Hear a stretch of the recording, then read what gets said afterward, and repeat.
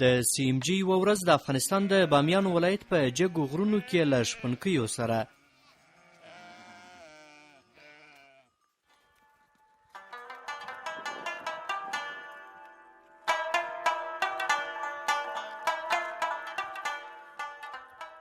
دا ځل په بامیان ولایت کې سی ام جي یوه مکمله ورځ له شپونکیو سره تیروي. موږ د بامیان ولایت د خندق ولسوالۍ د سردې یو لرې پرتې سیمې ته راغلي یو. په هغه غرو کې هلته شپونکي اوسېږي، شپې له خوا هم هلته یي او د ورځې هم هلته اوسېږي. همغه ځای ته سفر کوو. تاسې راسره ملګري اوسئ.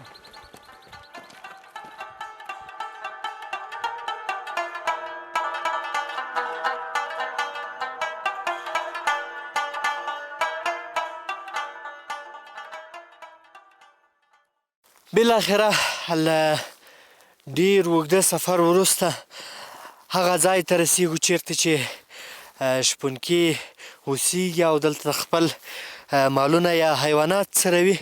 دلته مخکې مو یو شپونکی ولاړ ده، ورځو له ده سره خبرې کوو. خوب هستی؟ بخیر هستی؟ قرار است؟ خوب هستی؟ قرار است. بخیر باشی. تشکر، زنده باشی. چطور هستی؟ جور هستی؟ بخیر باشی. تشکر. چه رقم است؟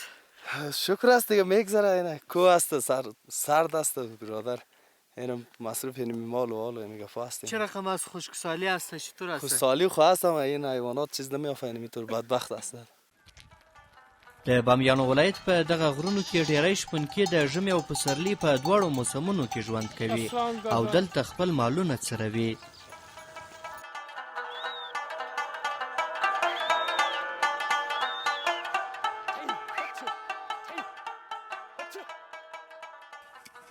خبریال کامرا او مایک ته دوی لپاره نوي او نالیدلي شیان دي. په یوه جالبه جمله کې وایي تل په دې اړه فکر کوي چې په راډیو کې به خبریال څنګه خبرې کوي او چیرته به ناست وي. چه رقم است چوپانی سخت است؟ والا چوپانی خب بیادر دیگه، اینمی کسب آخرین کسب بدترین اینمی چوپانی است دیگه. خود دیگه کدام یکی سخت است. خو نه در کو برادر بین برف و برادر سرد و سخت نیست. هیچ طوره دیگه. والا دیگه چوپانی دیگه خاطرات نداره. دیگه کوپند است دیگه. هیچ چی خاطرات داره؟ حیوانات خود مصروف اینمی حیوانات است دیگه.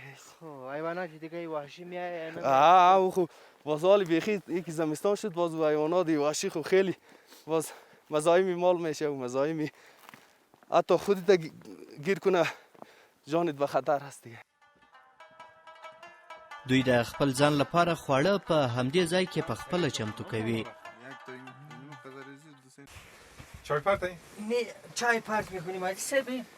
چه رقم جور کردی؟ گرم میباشه بس. اینجا را باز ما فعلا جور نشده سعی درست. اینجا چوب میریم، اینجا تردوانی میکنیم، اینجا را درست میپشانیم که برف مرف در داخل باید نه. باز در اینجا یک بوجی کش میکنیم که بیخی باد بیانه برف یا یک کدام شد. آره چند نفر اینجا خواب میشه؟ اینجا 2 نفر. 2 نفر خواب میشه. باز گرم میباشه؟ ها اینجا آتیش میشه، اینجا سوق زیاد میشه، چلمه قلم میکنیم، پرده میشه دیگه. یک روز دیگه روز چوپانی دیگه. په افغاني کلتور کې چوپانی یا شپانتوب ډیر مقدس او د قدر وړ کار بلل کیږي او دغه راز ټول وګړي پر شپونکیو خپله مهرباني کوي.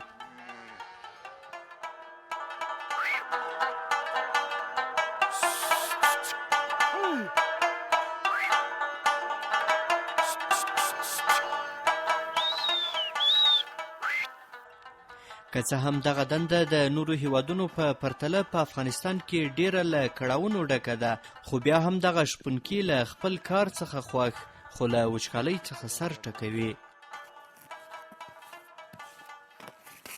برای مال جور کردیم که شب بسیار یخه، ایره زدیم که هوا را داخل تیر نکنه. مال تو بسیار گرم خوشه، بسیار جای گرم اساس. کجا خواب میشین؟ خود ما منی بستری ما در لبز ما که پنک بگویم دیگه.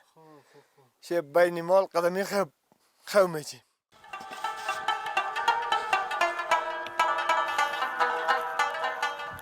والا خوشحالی هست دیگه.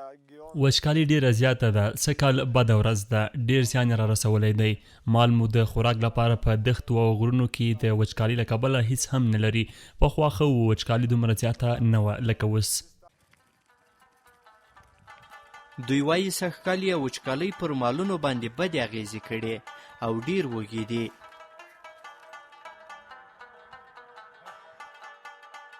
دغه شپونکي په هیواد کې د امنیت له راتګ څخه خوښ دي او زیاتوي چې په تیرو کلونو کې به ډیری وخت دغه غرونو ته د راتګ پر مهال په جګړو کې ګیر کېدل او ډیری وخت خو یې ملګري ځای پر ځای شوي او ماینونو هم ور برابر شوي او خپل ژوند یې بایللی دی.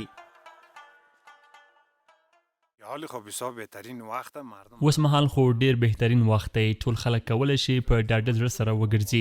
داسې وخت هم و چې موږ به کله مالونه څرول د ترکستان او نورو طرفونو لور ته. خلک غلا کېدل، وژل کېدل او پیسې ورڅخه اخیستل کېدې. اوس الحمدلله ډیر ښه وخت راغلی، خوشحاله یو. په افغاني کلتور کې شپېلۍ د شپونکي له نوم سره یو ځای یادیږي، خو اوس یې ځای زمزمو نیولی او د خپلې تنهایي او یخو ورځو او شپو د تیرولو لپاره همدا غاړې کوي. لابو عطر بوید مسافر زنده میگردم د بوید